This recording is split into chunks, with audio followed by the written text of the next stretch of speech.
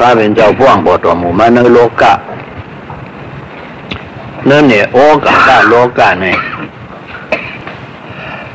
สะดวกร่างอะไรหูหันโอกาสโลกะหันสะดาโลกะเสียงคราโลกะหันถึงไรมุนคำพระเป็นเจ้าเขากลัวธรรมะพ่วงบทหมู่มาก็ใจสิมีสักเล็กปีเมืองถอกไล่ค่ายปูดโฉยขึ้นเตะโฉยขึ้นเตะสักตานกวนไปยอมลงมาถึงปากสองนี้ป้วงโดดหมู่มาอาสักตัวเจ้าก็ตู่ตอนปอดเผียวอันนั้นสักตัวเจ้าตู่ตอนปอดเผียวนั้นจอมหนังทุ่งสามพญาสูสูพระเป็นเจ้าเขาเจ้าแขนปีลงตะเพราะว่าปอแขนปีก็อาสักตานกวนมีแขนปีก็พระเป็นเจ้าก็ทุ่งสามธรรมดาติเลยยอมกวนสองแสนว่าสักตานกวนมีอ่านหมื่นมันเนี่ยก็ติเลยยอมกวน20,000ว่าสักตานกวนอ่านเหงมันก็ติเลยยอมกวน2เหงว่าสักตานกวนอ่านเปล่าติเลยยอมกวน2ปากว่าสักตานกวนอ่าน10ก็ติเลยยอมกวน20ทุ่งสามธรรมดาพระเป็นเจ้าเขาสูจังนั้นก็ต้องมาหมุนคำพระเป็นเจ้าเขาป้วงบทหมู่มาในแมนมืออสักตานกวนปากปีเมืองย้อม1ปีปากปีเมืองย้อม1ปีนั่นย้อมมาเนี่ยอสักตานกวนบทถึงปากปีอ่ะสักกะเลยปากปลาย3ตัวมือขิงนั่นอสักตานกวนนั่นน่ะอยู่ปากปีเมืองก่อนนั้นเนี่ยพระเป็นเจ้าเขาก็ป้วงปวหมามบทหมู่มาเป็นพระมาเมื่อสักตานกวนเลยปากปีนั่นเลยยอมกวนเหตุ2ปากเหที่ได้เข้านิพพานเนี่ยมหากรุณาญาณดอกสมิยุตญาณดอกมุงหันหวยเนี่ยสะดวกโลกาเนี่ย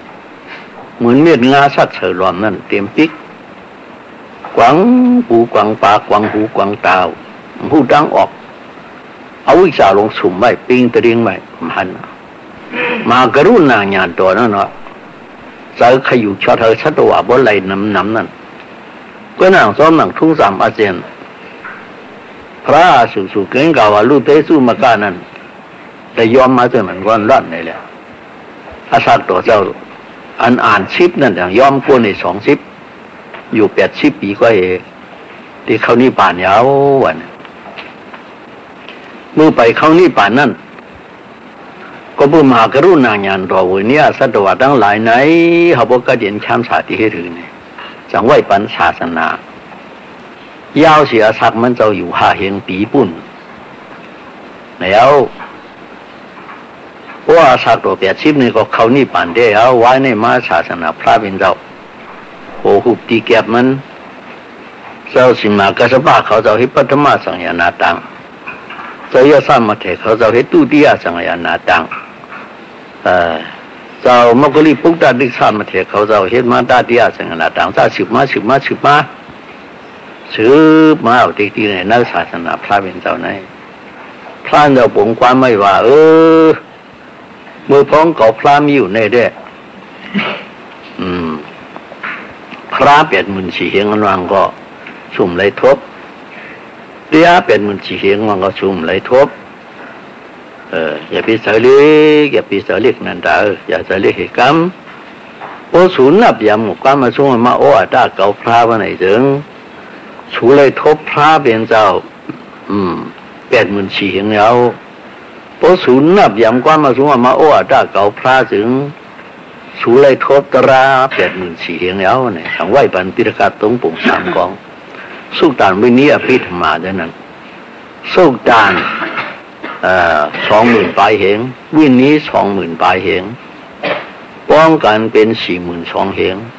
อภิธรรมาซ้ำ42,000 เหงบ่มาป้องกันเป็น84,000 เหงอัน84,000 เหงพิธกา3 กองนั่นเลยว่าพระ84,000 เหงยาวแต่อาสุมาต่อทั้งหมดทั้งสิ่งตุตาวินิอภิธรรมานั่น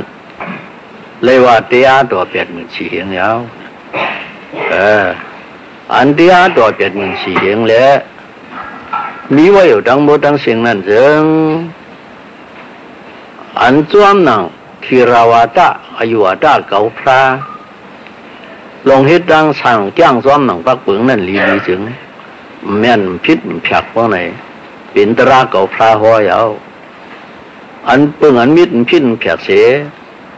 ตราอันเก่าพระหอนั่นเด้เลยว่าเก่าพระหอตราอันเก่าพระหอไว้ดังเสียงสุกตานวิเนียปีธรรมาดังโมดังเสียงนั้นเพราะว่าแม่นซ้อมลองมันถึงกูเนี่ยที่บ้านลูกอันนกหนูหมูไก่กระลงกุงพันนกาคูณผีนางผีเขาหอก็เลยว่าเก่าพระหออยู่เย้าผลนับยำซ้อมหนังตราอันเก่าพระหอนั่นเพราะไหนดีเก่าพระกว่าอยู่มาผงนิกป่านช้ำสานั่นชูเตเลหัดแถวอยู่ในจังว่าโยฮิโกจิโยฮิโกจิธรรมมนุษย์ตัวว่าเดมนุษย์ตัวว่าดีวว่ามนุษย์ตัวว่าธรรมสรันโตตโปตัทราเตติโรปกาติโตนามาโหติพระเจ้าจังเขาไว้ผงความติโสอนันตาความมาซึ่งหลังนั้นเนี่ยว่าจะคือวันนี้ตราอันซึ่งมักสึกโผตราอันดอกกาดเปรีบาตราอันทุ่งยามังยันโผญาโนตั้งหมดตั้งสิ่งนั้นโยหิโกจิผู้กุผู้ยิงผู้ชายก็เลยขอเสียงว่า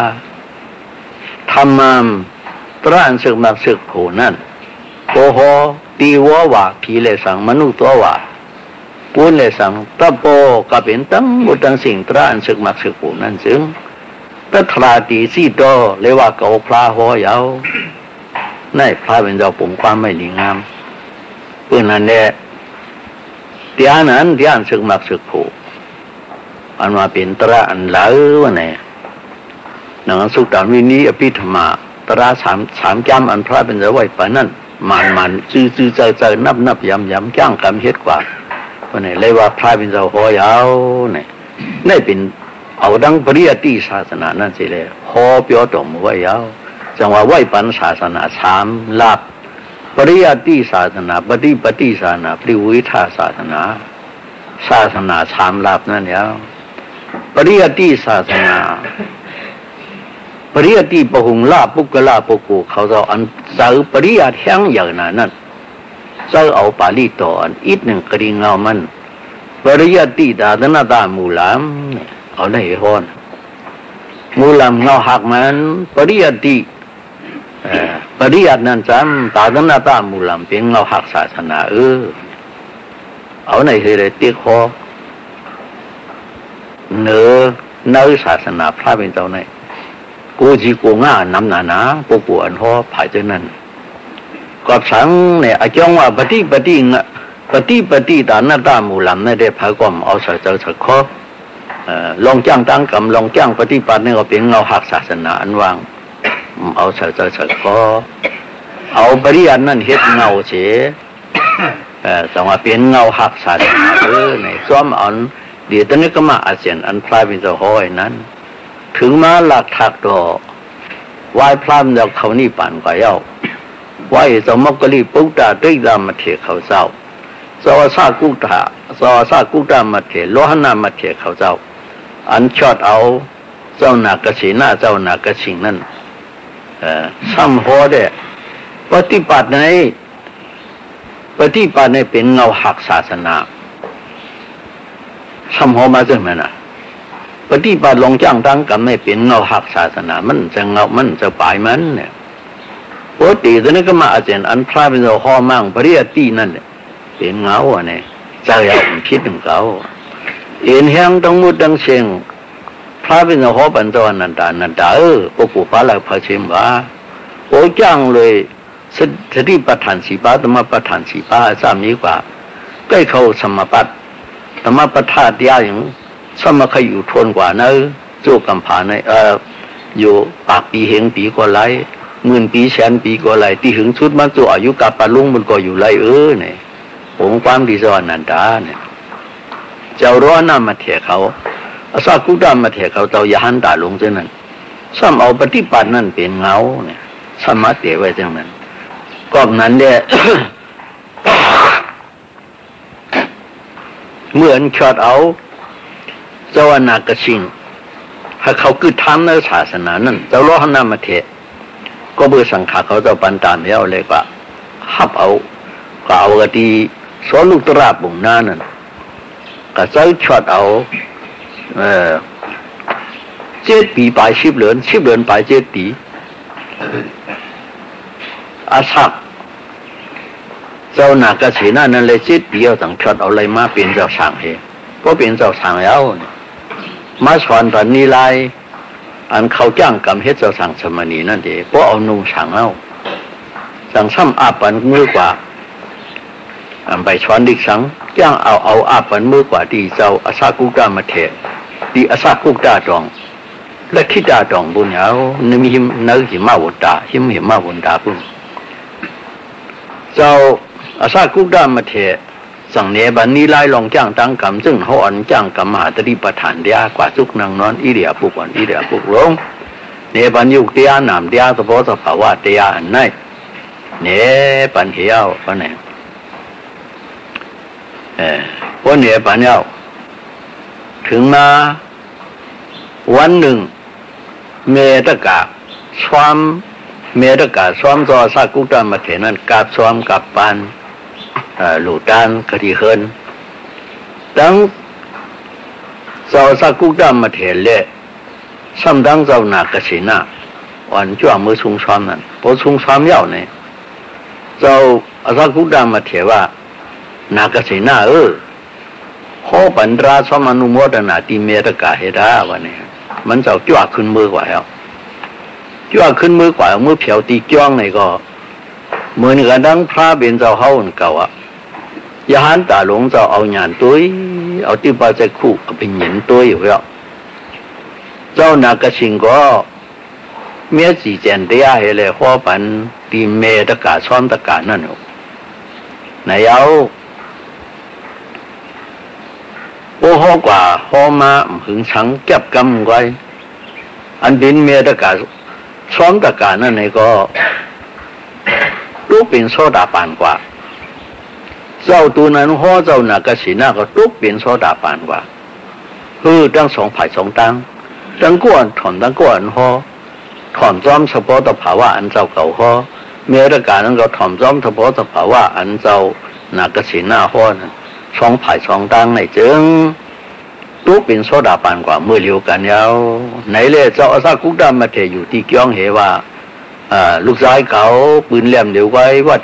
ปืนลอนแหลมเหลียวไว้วัดยื้อกว่าตื้ออะไรไก่ซอยยาวปืนแหลมเหลียวอะไรไก่2 ตัวยาวเนาะลัดออกซบออกปากกะตีเกียงนั่นแล้วไหนเอาวันมาจากว่าปฏิบัติเนี่ย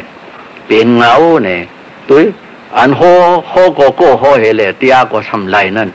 หรือให้เจ้าน่ะกระชิงก็หั่งมิให้เจ้าให้ป้ามผ่านเมียนกันเลยนะจำกันเจ้าน่ะกระชิงไว้มันจะโกโฮก็ตกเป็นโซดาปานเฮเมียตะการนั่นก็ตกเป็นโซดาปานเฮโอ้ยเอาเนี่ยโซดาปานก็เลยเอาเนี่ยเป็นเงาอาชีขามูล่าลงมันเจอตั้งแต่นิ่มเดียวเนี่ยจังปล่อยเจ้านากสินาว่ากว่าเจ้าเก่าเดินมือซ้อมขวากะทีที่เจ้าธรรมะคิดากับมือสอนเอาพิดกาเธอไหลเนี่ยจังมือสอนเอาเจ้าพิดกานั้นเนี่ยจังมือเฮ็ดปริยัติเจ้าธรรมะคิดากะที่เมืองปัตตานีปุกนั่นเก่าพอสอนเอาหอมจันขึ้นมาสู่มันเจ้าจังมันเนี่ยบันไล่จ้างไล่กรรมเฮาจ้างกรรมอาทุวิปัสสนาเตียเหมือนเจ้าโยกีเขามีแนวจองต่อเหลียวมันเจ้าไอ้ตุกเป็นยหันตากว่าเอาไว้ตุกเป็นยหันตาสังกว่าชดคุณเอาคำมีหลิงได้เอาสินตังนี่วันกันวนเคยเจอเจนซาด้วยเขามีงานปัญญาเขามีเจอสิ่งดำอย่างงานวนสดไข่ด้วยนี่กว่าสังข้อปันสังลาดปันคือไหนเช่นดังศาสนาเนี่ยเป็นซึ่งไหนเอาเนี่ยเจ้ายหันตาหลวงเขาเจ้าสมปฏิบัติเป็นเงาตัวเหลียวกูเฮากูตีกูเลียนปริยัติปหุลาปกูอันแห้งเหยาไผ่ปริยัติเขาสมามันไม่รู้เหตุปฏิบัติศาสนากว่าพอให้ปฏิบัตินั่นกว่าพอให้ปริยัติในกว่าตาหน้าตาปริยัติตาหน้าตามูลำเงาหักศาสนาเป็นปริยัติหลงเอานั่นว่าตีปตุยเจ้าสากุกรรมมาเถ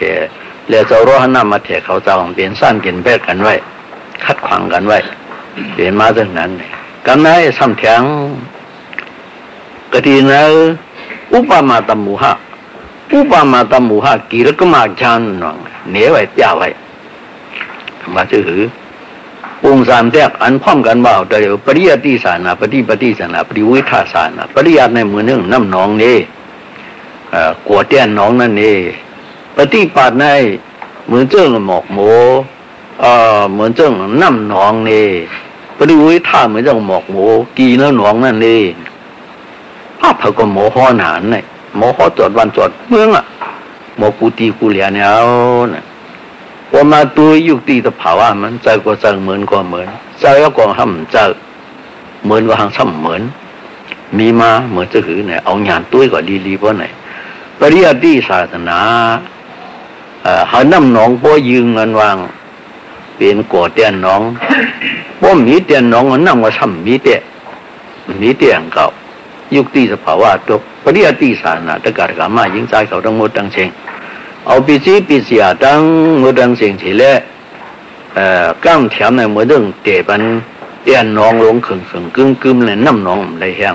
ศาสนาพระดำเลยโยบไปย้อนนั่นเนี่ยปฏิศาสนาเมื่อเรื่องหมอกหมูออกมาในหนองนั่นเนี่ยในลองจ้างทางกรรมปฏิศาสนาในสั่งกืนเฮืองเปิงสาวยอกี่เขา40เลยจ้างกรรมอาถูกหันมายุกนำตัวใจสองอันไหนง่ายเนี่ยในก็ใจแล้วปริวิธาศาสนาอันมาสับอันไรสัพพอเดียเขาอันไปไล่ก็ตีราชมากราชโพที่สุดเย้าในไล่ชื่อเผาชื่อมันแต่เด่งการนั้นโลภะจุงยิ้มหนึ่งกรรมโทสะจุงยิ้มหนึ่งกรรมโมหะจุงยิ้มหนึ่งกรรมนั่นเป็นปริวิธายาวศาสนาเนี่ยมี3เปิงเนี่ยใจยาวในปริยัติศาสนาปฏิบัติศาสนาปฏิวิธาศาสนานั้นอันเหนือไว้ปานมันก็จะซ้ำในอุปมาตมุหะกิริกมาจามนั่นก็ซ้ำเหนือไว้ก็คือยะถานิธิอาสนะนัทายาปาตนาปิกทีเอกเรตุอุปนิปันเทตุยาวัยครันดิทา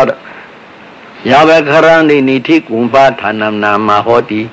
เอวามิวะปริยัติอาทุลามานายตาตนามอันตราหิตัมนามาโหตนาโหติโหไอ้จังนั้นนี่ดี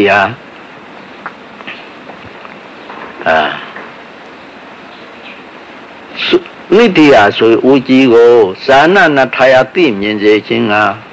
ပါဒနာပိထေကြောက်ဖြာပြင်၌အခရာနိဆွေအိုးဟုသောအခရာတို့ကိုထရန်သည်အနည်းနဲ့ဖွယ်ထားရေးထားအပ်၏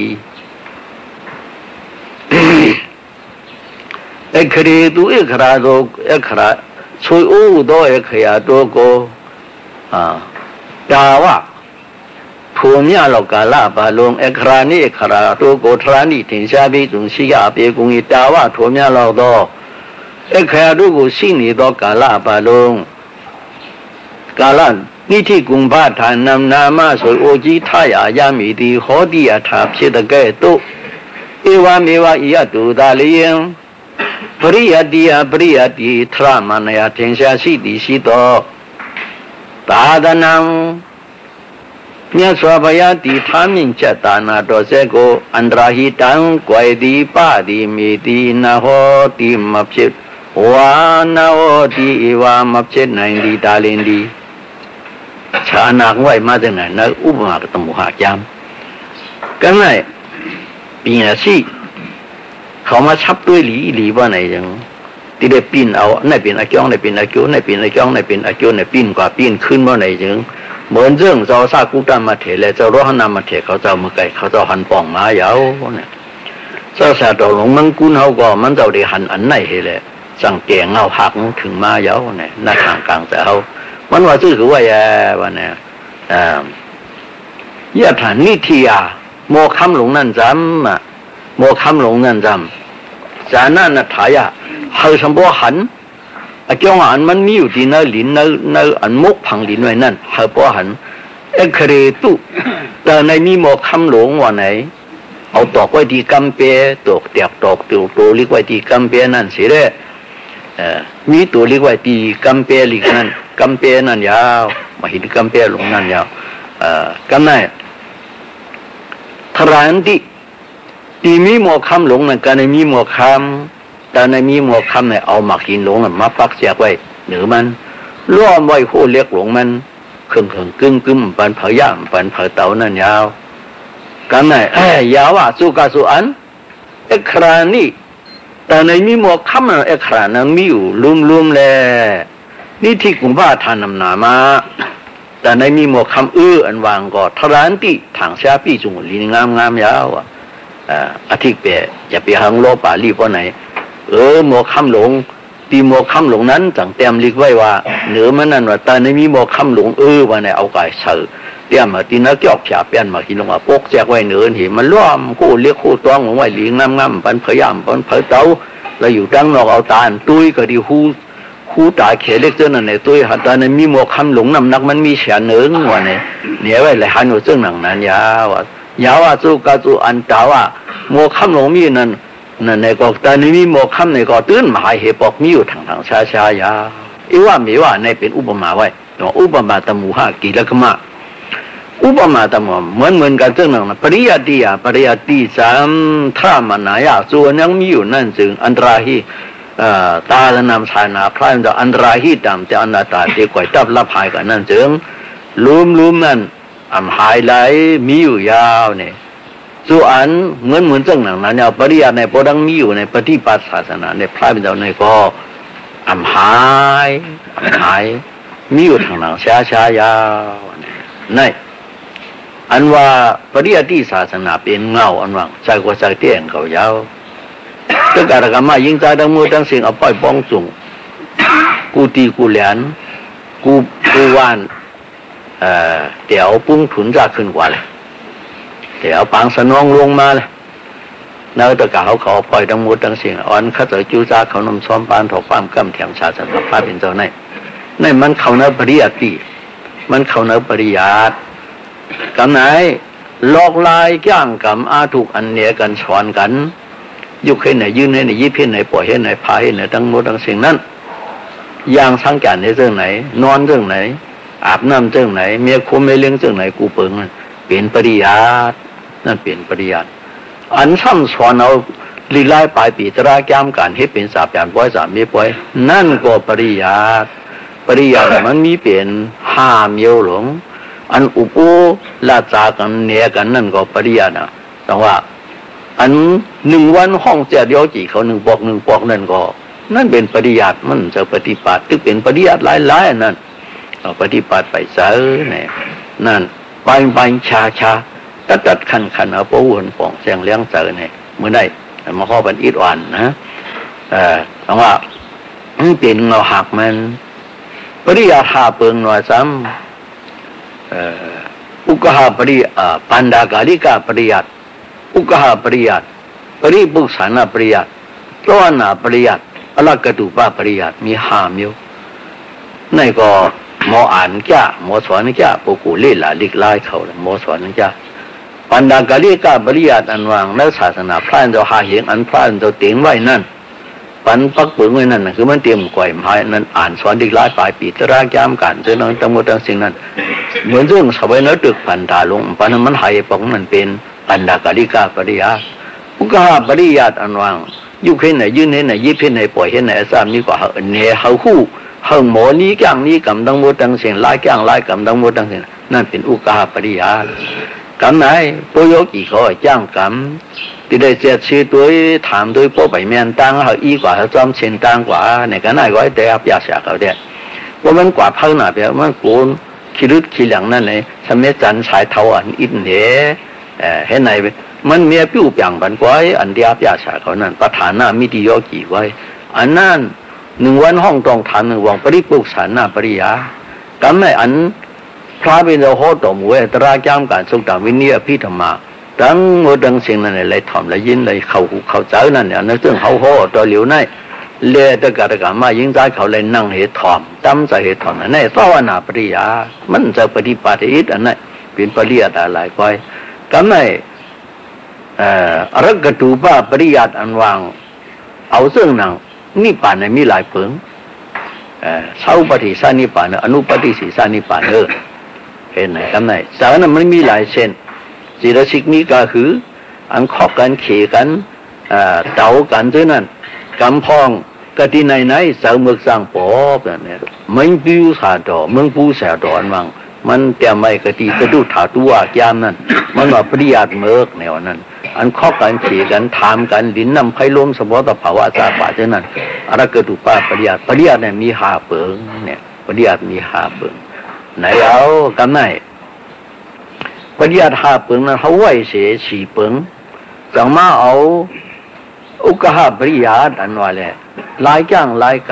ำเอาโยกีเขาจองเนปันกูสังกูเปิงเปียปริโบธาสิบป้าจ้างเอาสินศีลาหาปากอลีเปียปากอลีสิบปากอลีนั่นก็บอกเรื่องรู้ลุ่มล่างง่ายในแหละจังปันสินศีลาสิบป้าสินศีลาสิบป้าโกนเท่าไหนเขาจ้างกรรมอาทุกนั่นเป็นสินศีลานั่นก็เป็นปริยัติมันหนึ่งเก่าหนึ่งปริยัติหนึ่งเก่าทำไมปล่อยเขาจ้างกรรมมาพอลุ่มล่าเลยอุกหาปริยัติหนึ่งวันห้องทันบอกว่าปริปุกษานาปริยัติเนี่ยจังวันเฮ็ดมาหนังลอกไล่อันไหนปฏิปัติสัมเตกันหรือว่าไหนเตตีนอมัชติเตียนั่นแล้วบ่ว่าย้อนเอาฉีนแล้วว่าไหนโยกีเขาลงจ้างกรรมอาถูกผังมันละบ่จับปนักพังว่าไหนมันเด็กขยุกมือไปอ่ะขยุกยุกโง่ยาวที่ชาลงเอาไหนจากนั้นมีอยู่ที่มือในก้อยนี่จากนั้นมีอยู่กันในก้อยไปยิงดีในก็มันนั่งไล่อุปสาราสารนั้นวางพุทธวิสาราปีติสุขเอกกตาโลกิจานังกะหาปานมันไล่จมือมันจ้างนั่นกำเดียวไล่กันไหนกำเดียวมันไปนิ่มเตี้ยในก็ชาลงเอาที่โอมที่เนี่ยไปหู้ยกน้ำก็ไปหู้รู้กันก็หู้เอานี่จ้างนั่นเหอันสอนนั่นเหอะไรมาจ้างเอาเสาในนึกเสกตียุกตียานั่นยุกนำยันราสามอันตีเตี้ยนเป็นมือเร็วกันอยู่แล้วหู้ก็มีเปลี่ยนนะหู้ก็เปลี่ยนแล้วเนี่ยยุกอันตุ้งยุกอันตุ้งหนึ่งลงมากก็ยุกตียายาวอันหู้เสมือนยุกขึ้นมาเป็นหนามตียายาวยุกยาวอันมาตรองเนี่ยเป็นหยานตียายาวเนี่ยต้องใส่กันไหนเพราะไหนจึงโยเดี๋ยวกันไหนเหตุตัวบ่ลงกว่าอาทุกนั่นกันนั่นมีเอาปฏิบัติมีเอาปริยัตินั่นปล่อยไปได้ปริยัตินั่นมันเหมือนหือไว้หลาบ่ไหนถึงเหมือนหนังกะตีเปลี่ยนหมากหินลงอันจอกไว้กำเปียว่ากระตาในมีหมวกคำกระตาในมีหมวกคำหลงน้ำหนักมันมีเฉียนหนึ่งในตอกกำเปียไว้ล้อมผู้เรียกหลงไว้เหก็ที่เปลี่ยนหมากหินนั่นสู้กำผาในเลยมันรุ่มแล้วเนี่ยก็ตุ้ยเมื่อไหร่ก็มีอยู่แล้วลิกอันว่าตาในมีหมวกคำนั่นนะน่ะหมวกคำนั่นของพระไรชุ่งช่องพระไรเอาเฮ็ดปีหัวเฮ็ดลูกเชกู้ในกระสองได้จ้างเอาชุ่งช่องจ้างเอาชุ่งช่องก็ได้เฮ็ดแหวนก็ได้เฮ็ดมองกุยอันนั้นเนี่ยก็เผาก่อมไรเห็นมือเห็นเป้มไรแคกนั่นแล้วพอจู่ออกกติอันหมากหินอันตอกไว้นั่นก้อยว่าเรื่องไหนว่าไหนคัดขวางกันไว้นะเนาะหลักชื่อเนี่ยพอจูดีปริยัติกันมันไรคำไหนพอจูดีปริยัติกันมันไรคำนั่นไหนหลักชื่อเด็ดๆก็นั่นเนี้ยก็ไม่พอได้เอามันในเหตุคือหลาว่าไหนเด็กกุ้ยเปียดกันเนี่ยอันเป็นกำเปียหลงมีอยู่ก็ตีน่าโหเรียกนั่นพูดออกกำเปียนั่นเหรอเขาบอกเลยคำมันมีเตอร์นั่นใจก็ใจเตี้ยาวเขาบอกเลยคำมันมีเตอร์นั่นจังไรมาเขียนเฮ็ดอาซุ่งอาสองเอากูสามกูเปิงนั่นตอนนี้พี่จงเตรียมทนห่างดีกว่าตั้งแต่จะห่างเครื่องห่างโคกว่ามันเหมือนเจ้าหนังนั้นยาวเนี่ยกันไหนตีนเอาอามาสติเตียเนี่ยปริยัติอินก่อมป้าเป็นปฏิปัติหลายอย่างนั้นเนี่ยสามารถตุ้ยเหนือยุกตุ้ยเหนือหนามตุ้ยเหนือตูตุ้ยเหนือเสียยางยาวนามังกิสตุกามาดายารูปังกิสติเนี่ยเขาบอกหูนั่นอันมันยาว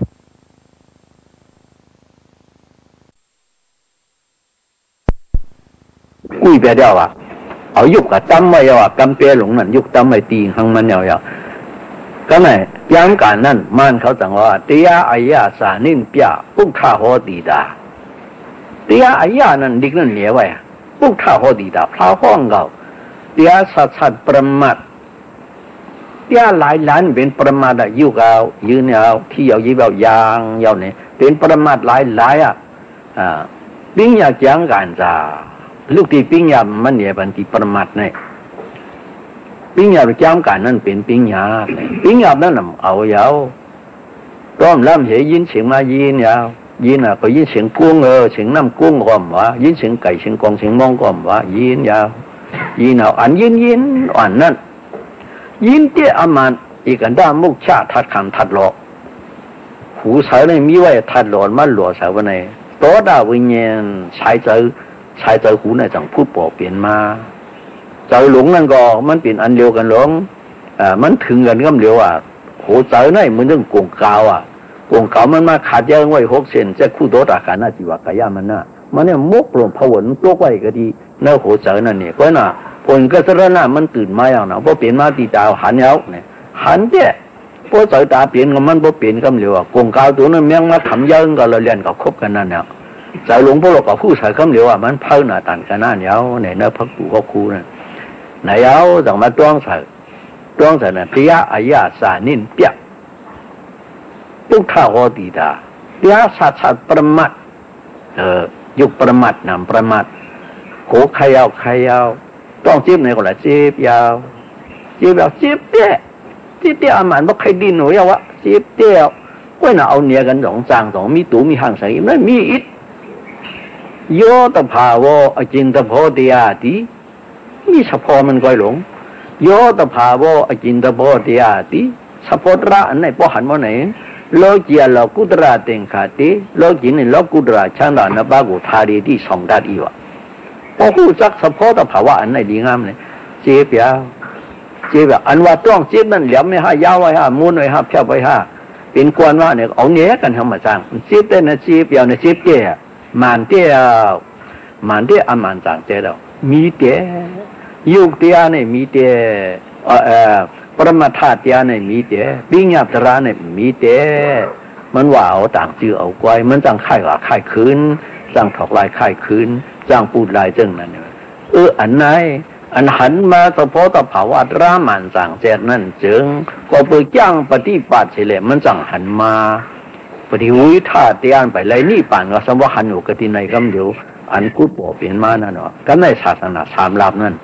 มาดูปริยัติศาสนาเหมือนน้ำน้องปฏิศาสนาเหมือนเรื่องหมกหมูออกมาตีเนื้อน้ำน้องปฏิวิธาศาสนาเหมือนซึ่งหนังหมกหมูหมกมาเนี่ยก็เขาจ้างกับเอานั่นเลยตราสพสภาวะนั้นสั่งพูดบอกเปลี่ยนมาไล่หูหันตัวหันห่างมันเขาไล่ตะเต็งก้าย่อโลภะจุงยิ้มโทสะจุงยิ้มโมหะจุงยิ้มโลภะก็หันตัวมันโทสะก็หันตัวมันโมหะก็หันตัวมันมีสภาวะภาวะมีจื่อมันก็จื่อมันว่าโลภะจื่อมันว่าโทสะจื่อมันว่าโมหะอามาจังเจนเนี่ยลีจ่ามพุทธเปลี่ยนนั่นนะอย่างลีจ่ามพุทธบอกสติหล่อเอาไว้สตินั้นต้องเอาไหว้กว่าอันไหว้เป็นอุเบกขากว่าของมันเชี่ยงกว่าเป่าหุงไว้อันนี้ตารามสิมิลอนมีเกียนสังอาสารกาโตมิลอนมีเกียนสังเชี่ยงกว่าอัมหูเนี่ยในหูเสือยางอะไรหูเสือนั่นก็ปือหูเลยอวิกษาหนึ่ง2มีหืออวิกษาก็มีอิดมีวิกษาเตียก็ยาวอย่างผู้สาวกันนั่นเองอันเจอชายจ้าจุดมืดมากหักมากโมเลยต่างชื่อต่างเปิง2 ตันเปลี่ยนเนี่ยโยกี่เขายำจ้างกำตั้งเสียงในหูของเผิงมาเลยตันเปลี่ยนอามันเนาะอย่างยาวก็กันนั่นก็ตันเปลี่ยนเจอมืดมากหักว่าเจือกซ้ำต่างเปิงเพราะก่อนมืดมากหักเจือกต่างเปิงเป็นโลภะว่ามันตันมืดมากหักเจือกต่างเปิงในก็โลภะชุกนี้มากอันโลภะจุงยิ้มนี้มาเป็นกรรมแต่แต่งการนิโรธาไหลนี่ป่าน1 กรรมแค่ว่าเนี่ยเป็นแต่แต่งการมัน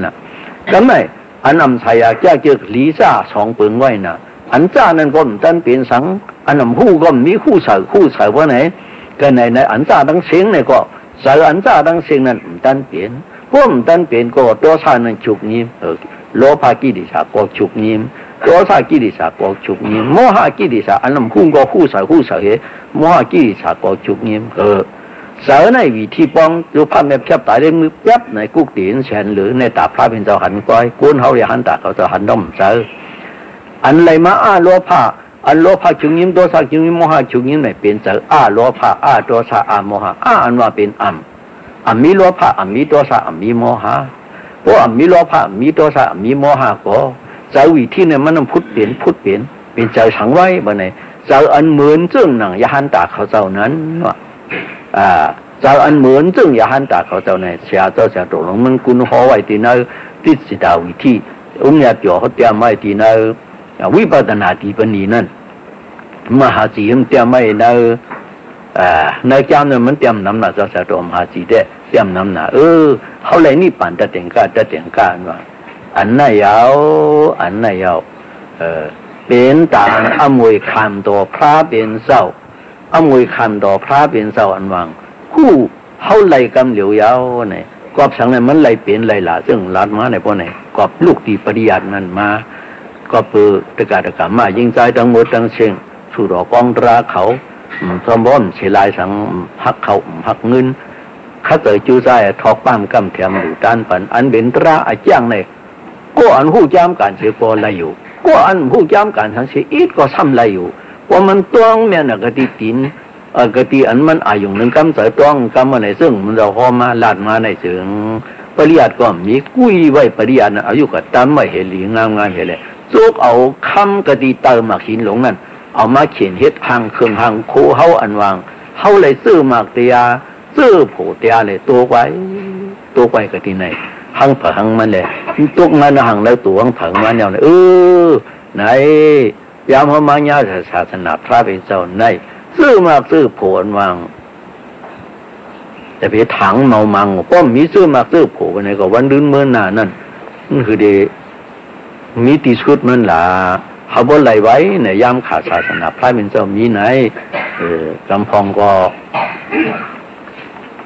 อาถูกหนึ่งอีกหนึ่งอดก้อยกำพองอาถูกเต้ว่าหนึ่งอีกหนึ่งอดก้อยเขามาญาศาสนาพระเป็นเจ้าในเต้ลอกลายอันจ้างกรรมอันเขามาญาเสลอกลายจ้างกรรมในถึงปกูป่องมันป้อผ่ายปริยัติป่องรับปกูเขาเจ้าแห้งอย่าผ่ายปริยัติบ่เนี่ยมันป่องละพอบันเขาจะว่าลีอานาเขาจะว่าเขากลมพัดห้องเขาเนี่ยในได้สู่อภัยตกาทั้งสิ่ง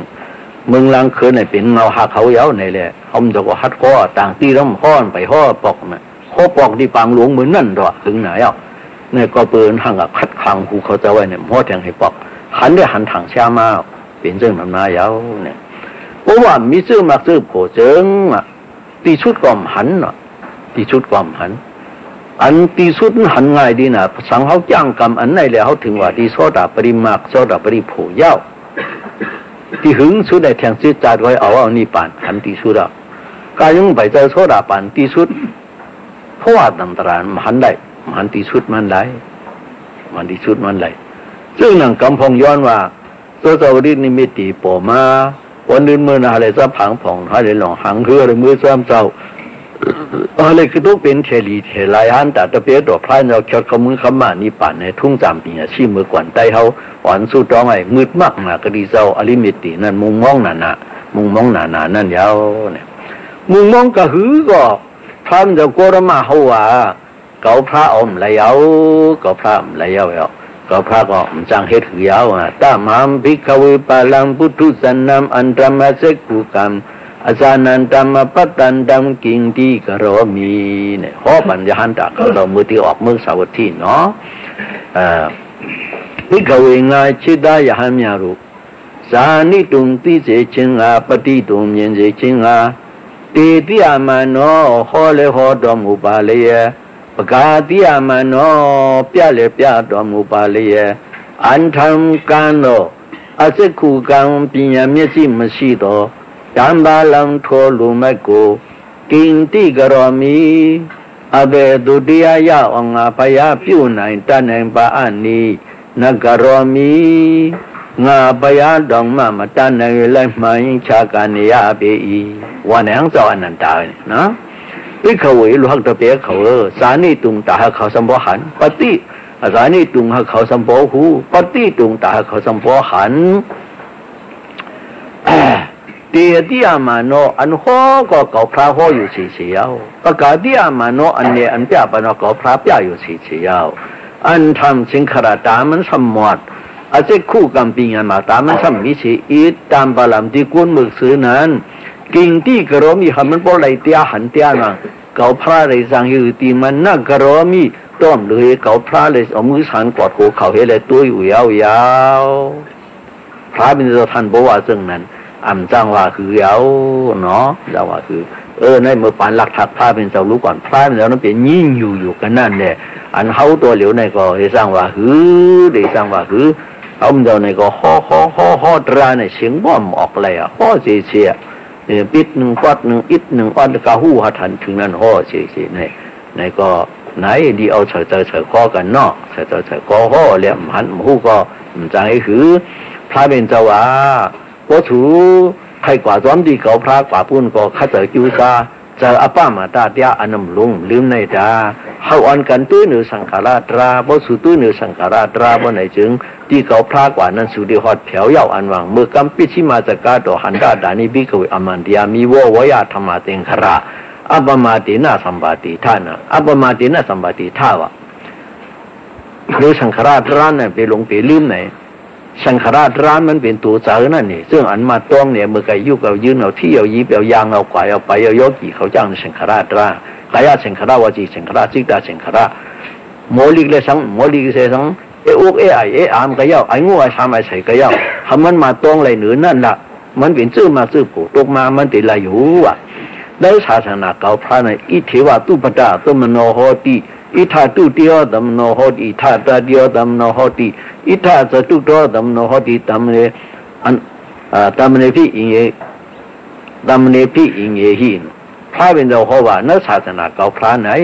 ว่าเปล่ายิ่งกว่าเราใจก็เราเลยเอาจ้อมอมาสติตระอันมาต้องผู้สักที่เนื้อยุกเนื้อหนำเนื้อตัวเนื้อเสือเสียงนักศาสนาเก่าพระเป็นโสดาปันก็เป็นถ้าเป็นสกตากรรมก็เป็นถ้าเป็น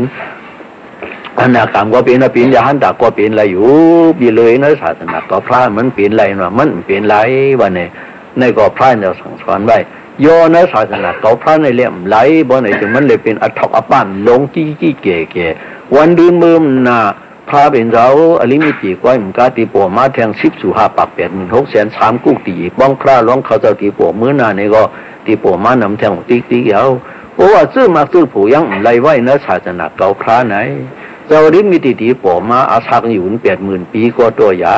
งารายหลงอภงอันตุกข้าขานใจนะซ้ำหึงเห80,000 เสียงซ้ำเนี่ยหึงเห80,000 ปีนั่นรู้กันมันออกงารายไรเสียมันได้ทบญาตราเจ้าริมิติมใจโปทบญาโปจ้างกรรมเอาเตียนเขาพระหันมาตัวเหลียวในเชิงเจ้าน้องอลิมิติตีปอมาวันลืมมือน่ะอาศักตานกวนสึงเฉียนนั่นถึงตีปอมายาวมันเจ้าตีมาอยู่80,000 ปีอาจารย์นั่นอาจารย์เตียตีไรตีมันเจ้านั่นยาวเนี่ยพระเป็นเราปุ๋งไว้ลีจริงงามเพราะว่ามีเสื้อมาเสื้อผูกว่าไหนเชิงพระเราปอมาอาศักตานอยู่เป็น80,000 ปีเนี่ยไปทบไปย่างอะไรเขานั่นซ้ำอ่านคำผ่ามันเฉยเลยอยู่มันออกอะไรเลยเนาะตรามเลยทอมยาวแต่ได้ทอมตรามเนี่ยเลยทอมหยาบนะทับรัฐธรรมะตะวันนำอติตุงดับพันเนี่ยพระเราต้องเอาไว้จึงนั่นว่ากันไหมว่าเขาเลยไปซื้อมาซื้อผูกกันเนี่ยย่ำเต็มชุดมันห้อมเลยเนื้อศาสนาพระเป็นเจ้าไหนจึงว่ามาโสดาบันสกตากรรมอนาคามยหันตาในก็เจ้าที่เลยไปซื้อมาซื้อผูกเสียวลำพุดลำคู่นั่นเนี่ยสัมสาระทุกข้าลงง่ายให้เนาะสักตังกวนตึกยอมหวยตัวเดียวถึง75เนี่ยยอมลงมาถึง10 ปีมันเป็นกาก3 บาช่างเนี่ยซ้ำขึ้นอย่างขึ้นน้ำไหนตบขึ้นมือเชื่อไหมว่าเผียวสังเขียบุญปากปีมึงยอมลงตัวว่าถึงฉันนะหรือว่าสังเขียบุญลงไอ้ตัวว่าถึงฉันเนี่ยจะลิมิตจังบอกกันนั่นเนี่ยในเนื้อเกี่ยวกับเขาได้ลำพุดลำคู่ในลีกูลีพันนะจ๊ะลีกูลีพันนะจ๊ะชาวเขาไล่ฉุบกาการตาหน้าการศีลาต้องมาท่าจึงในตั้งโมตั้งสิ่งเลยเขาหลอดเป็นอายปิชิตไปได้ชักษากว่าจอมเนื้อเกี่ยวกับอ่อนมันเลยเป็นผีดีก้นหลีปันตรงไม่ตัวหนึ่งตายอ่ะท่านบ่นเป็นตัวหนึ่งตายอ่ะอารมณ์เป็นติ๊กซึ่งนั้นในก็ต้องชักษาอีกหนึ่งยกถามว่ามีชื่อมาชื่อโพมีชื่อมาซื้อผู้เล่าซึ่งว่าเจ้าอย่างให้เจ้าลิมิติ ราะในพานจะชิบสู่หาปากเป็นมนุษย์เช่น3กุ๊กตีป้องพระร้องเขาเจ้าดีปวมือหน้าปวมาไหนก็เขาเจ้าเมื่อในดีเขียวสัตวาดูแล้วเพราะในว่าอายุหาขึ้นมาเขาเจ้าถ้าดอกหมูเหี้ยวเนี่ยเอาพระสมบัติเอานิรถเอางานดอตาคำเขาเจ้าตาเขียคำเขาเจ้าปืนด้วยสัตวาตี3ตีไกลมาเลยเต็มมุ่งหันว่าคนมีปรมีนั่นตุ้ยนี่แล้วก็ผีลูกให้ก็คือว่าพระเนี่ยต้องชอบดูอันลูกชายคุณว่าข้ามึงอะไรวิเล่อะไรก็ผีลูกเอากะห้องต่างจิวอะไรก็หัดท่านั่นมีอินเจอมากเจอผมพระเนี่ยต้องชอบดูมันกว่าเป็นให้หลงมาตันเองกุลิงมาลาก็เองกุลิงมาลาไหนฉันว่าเอาตรากับปืนปันมันก็พอปันตรามันอาจจะตีอาตันแล้วอันที่มาเพราะว่ายาวอันที่มาเพราะว่าเหตุป้อนพิษเป็นสันนั้นตริยาขังป้อนเอาเมียนตายขึ้นเพียเอาวิเศษเนี่ยพระไม่จะเอาหนึ่งมิดาตันโคต่อก็ต้องช็อตเอานี่พวกนี้ชื่อมาเสือกผลนะไหนจากนั้นนำกาบนำหนาอันพลายเราเอาตันโคต่อก็ซ้อมช็อตที่นั่นก็มีนำให้หลงให้หลังเตี้ยวปืนไหนชื่อมาเสือกผลไหนเขามาญาศาสนาพระเป็นเจ้าในหลวหาวายาวเนี่ยได้สืบทั้งอิดนวลกว่านะพอมาจังศึกตังจังศึกนายกโอทันยังสนันติตัวตดาตหตาภิโยสเนขันเนาอุบกันตัวนาปเทติตมหามุนีบาลีต่อพระเป็นเจ้าว่าเนี่ยควรมีชื่อมากชื่อผัวโอทันยังปรมียินตามมาติหน่วยจะคุ้นชิงขายกย่อยลาโดสนาวนี่อายุเล่นกากาสุนเลยจานิตุสวาตัตวาโกตัดตาหัตตาบีโยสนาตติงมกะลวนเดียมาวิชากว่าลาเดมิวยวาติดายาฐานะตุกะเลขันนานี่ยจิงคามเสกยาลาตะองคณะมยาจินยังอุปการดวานาကောင်းရင်ခရီးစာရင်စီလေတပါးထီတာကြွသွားတော်မူပါ၍ဘောထဏယံပရမီယံတမ္ပါတိညကြခွန်းချင်းခါရောက်၍လာတော်စနံနေအာယုံလင့်ကာကာစွန့်လက်ကြနှင့်တူစွာတတတဝါကိုတတသဟတာပိယောဇနေယောဇနာတွေ့ကင်းတသိမကလွန်တရားမှာဝိချာကွာလှတဲ့မြို့ရွာဒေရယဌာနဒုက္ခလေတိတော်တမနစေခုတပိညုဖြင့်ကြည်စုထင်လင်တွင်မြင်သိရှိခဲ့တော်မူခဲ့သိရှိတော်မူခဲ့တော်ခဏနာနိယချင်းခမရှိကြလှတဲ့အောင်ခဏမြချင်းဖြင့်ဥပါကံတော်နာကောင်းငင်ခရီးစာရင်စီလေတပါးထဲသာကြွသွားတော်မူပါ၍မုနီဥကဘုရားမြတ်သည်နောင်ထိုကြနှင့်တူစွာတတဝါကိုပေါ်ထေတိသစ္စာလေးရှင်ကာကာဆွလျက်လင်းပွန်သိရှိစေတော်မူတည်းนี่เนาะผมมีซื้อมักซื้อผู้ยาวในวันเมื่อไหนวันเมื่อไหนเขาเสียมุนเจ้ามึงน้องก็แต่มุนเจ้ามึงน้องก็มาสู่ใจหลวงน้องตะเปียตะกาปิจิลิบาเดียกาเมืองลังคืนแล้วตึกตากรรมฐานหลวงเฉเพียง346คู่เลินกำม้วนวันไหนตีเลยขึ้นเมืองน้องอันวันนั้นตีเลยขึ้นเมื่อตีปางลงวันนั้นก็เปิดกิ๊กซ่าตาดีกว่าศาสนากิ๊กจ้านั่นหนังเก่ามาพ่อปัญญาเป็นตราขวดยอดมันยาวมันว่าชื่อคือไว้เพราะทันเนียมผู้นั้นมีชื่อมักชื่อผู้ไรไว้เนื้อศาสนาท่านจะกลัวดมันในไรไว้ชื่อมักชื่อผู้นั้นบ่ไหนนั่งกวนกว่านั้นจ้ามตีตัวว่าตาคำพระเป็นเจ้าเขาหันเย้าตาตาบีโยสนี่ที่สมันไกลกว่าอยู่แต่นั้นมันเป็นเชียนเลยก้อยก่อนก็ขั้นนี้น่ะเนื้อแก้ก่อนกำหนึ่งก้อยอุปกันตัวน่ะพระเป็นเจ้าเขาได้กว่าเนื้อกองกลางหาวเฉียวน่ะหมู่นี้พระเป็นเจ้าเขาซ้ำน้ำที่กวนนั้นมีไว้ซื้อมาซื้อผลนั้นเพราะเทที่เขาว่าเป็นจิตจ่าฉีป้าเฉลเขาอาจจะเตียเขาได้ถึงกว่าผู้นั้นเนี่ยสันตราวัตถุฆ่าลงยาววันไหนก็ปืนนั้นในความขอดยอดเอาตราต่อปาลีต่อในขอดยอดเฉียวยิงใจขินนายทั้งหมดทั้งเสียง ชีพว่ากรรมทอกนอกป้อกรรมส่งมุนกลุ่มพระเหมือนจะเฉียนปานเปลี่ยนมาอะไรมังยาศาสนาพระเป็นเจ้าการดีไล่ของเลี้ยวแหละการดีไล่ของอันอุชาลงขุนทุนเขาใกล้ว่าพึ่งโบจับหนูโดยถึงแม่ปลิ้นดีเอาลานว่านั่นอันใกล้ว่านั่นยังเป็นความอุปมาไว้เลยเขามังยาศาสนาพระเป็นเจ้าเนี่ยน้ำกี่นั่นเนี่ยเขาหลุดไรเสื้อหมักเสื้อโผล่ว่างอย่าไปเฮ็ดเฉลิมอยู่อย่าไปเฮ็ดเฉลิมอยู่ในแหล่ลูกข้าจะจูจากันในความแตกตูนส่วนสอพระเป็นจะก็แตกตูนส่วนสอยาหันตาอริยะเขาจะก็แตกตูนส่วนสอปีหาซี่ถูกกองเขาก็แตกตูนส่วนสอยามขาดกันแล้วซ้ำยามเมื่อเลี้ยวเขาจะก็ในแตกตูนส่วนสอเหนือสูตะกาตะกามายิงใจชิงในทั้งหมดทั้งสิ่งเสียวแต่ข้าจะจูจากว่าข้าจะจูจากว่าจะไปสู้เอาอันง่ายกว่าในกูวันก็ห่อนำหนายเอาเนาะแต่พอจะเป็นมาสรีเอ็นซ่าเนินห่อมานำยาวกำพองเอาคุยตีเพดตีไว้ในก็มีอยู่นั่นแหละพี่สู้เอาอันง่ายไว้วางอันหยาบในเขาเฮ็ดหยาบในต้องมีอาจุนำหนาเนี่ยย่างกำอาถุงในเฮ็ดหยาบเตี้ยยาวเนี่ยเพื่อนเนี่ยโจจะอะไรกว่าฝั่งมันก็เป็นยิงใจชิงในทั้งหมดทั้งหลายไล่จริงอยู่อย่ามาเตี้ยนะเมื่อสามบาทไล่หลุดไล่ตานเหมือนในหัวซ้อมเมื่อจังโมเขาอภัยมันลอยในเวียงลังคืออะไรหลุเลยตันตาหน้าตาตะบาวัตถุดังมูดังเสียงในตาหน้ากู้โศกรรมเสียนะเตียเมื่อสังมูเป็นเงาห่มเขาบริษัทตั้งหลายวันลอยแล้ววันกันมาจริงอยู่ยุ่งย้ำคู่การว่าในปูโศกันร้อนในปนมากู้โศกรรมเสียนะเตียอ่อนในตุ้งขำวัสรนากุงสามบ้าปิ่นราศีลาหาปาในศีลากู้โศกรรมเสียนะเตียรู้จักอนิจจสัพพทุกขสัพพอนัตตาสัพพภาวนากู้โศกรรมเจนะเดียสักการดีการถอดการงัดไล่ถอนไล่ตุ้งมาสู้มาโอ้อาตาโดดธรรมะภาวนากู้โศกรรมเจนะเดียก็ไปกู้โศกรรมเจนะเดียในแหล่เขาอ่อนกันเราสังกังสีอเปชีเปิงกาบยุกสามเมืองอารับเปเปิงยันสุหาเปิงวิบดีเดียสีเปิงเปียสนาเดียเปิงอาจามีกว่าอเนกขารมณะ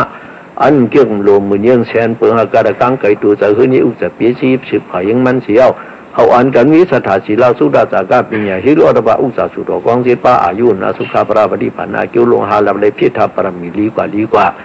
ยามขาสัมสราเชิงจัดอันดิโมซาอันดิมาพวานานะอันกันโหเลยมักสีจันโพสีจัน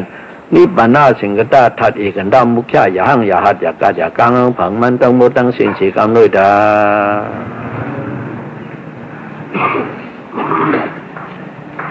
เอตันตระวุฒทุกขาโตโมสนาทายามยังปิงดาบาดาขาตัญญาโพสัญญามนานาตาตบัง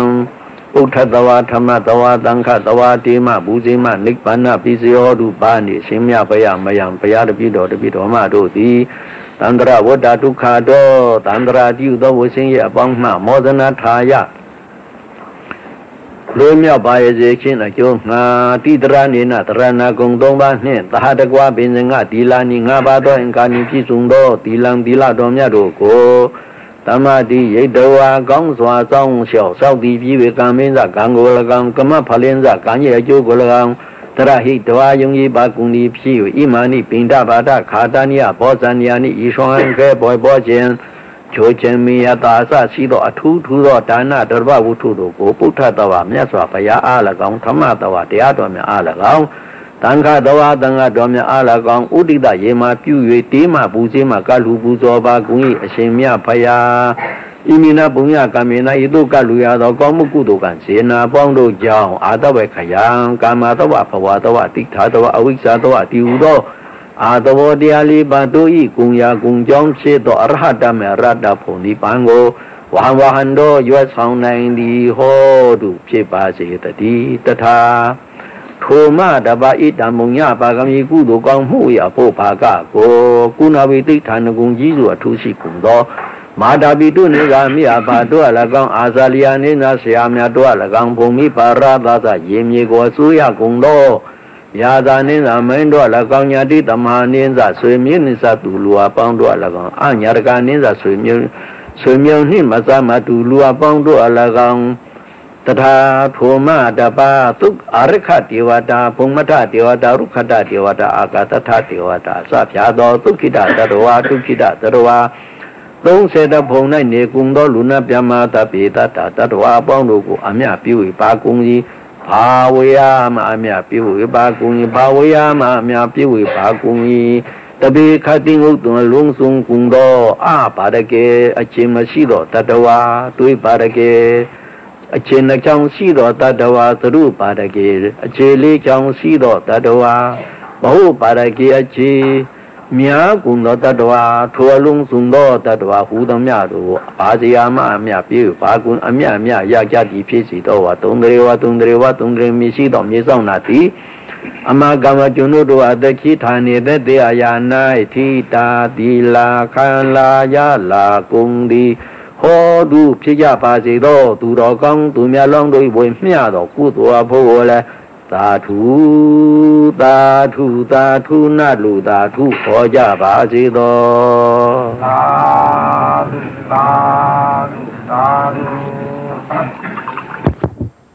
တုတပမင်္ဂလာရကနုတပဒေဝတာတပဗုဒ္ဓ ानु ဘဝေနသရတုကေဘောန္တုဝဘဝတုတပမင်္ဂလာရကနုတပဒေဝတာတပဓမ္မာနုဘဝေနသရတုကေဘောန္တုဝဘဝတုတပမင်္ဂလာရကနုတပဒေဝတာတပသံဃာနုဘဝေနသရတုကေဘောန္တုဝတပိတိယောဝိသနုတောကောရောကောဝိနပန္တုမာတေပဝံတွန္တရာယတုခိတိခာယုကောဘဝဘိဝါဒနာတိလိတနိက္ဆံဝုထဝဇာယိနော